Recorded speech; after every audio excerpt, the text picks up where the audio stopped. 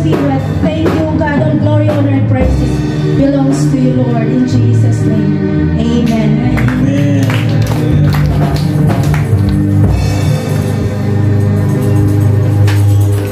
Amen. Hallelujah.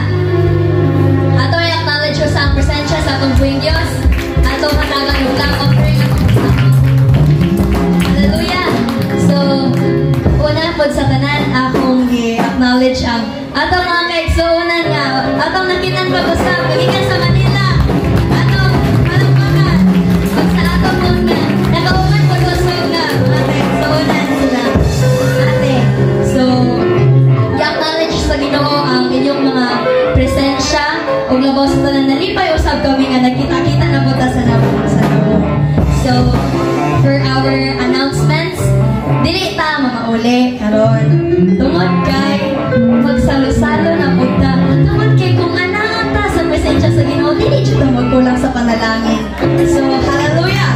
So, di ta mamauli tungod kay naatay New Year's Fellowship karong hapon. Ug ipadayon nato ato ang naputol karapon. So, kining another announcements is ato ang Sunday worship is on every Sunday 9 to 11 a.m. o ato ang discipleship every Sunday afternoon 2 to 4 p.m. o ato ang midweek service din sa church 6 to 7 p.m. every Wednesday. Pwede usab ta nga, pwede mo kita makaanhin. So, mag-prayer lang ta sa ato nga balay, whole family ta, tungod kay ang pulong sa Ginoo lang yun atong kusog.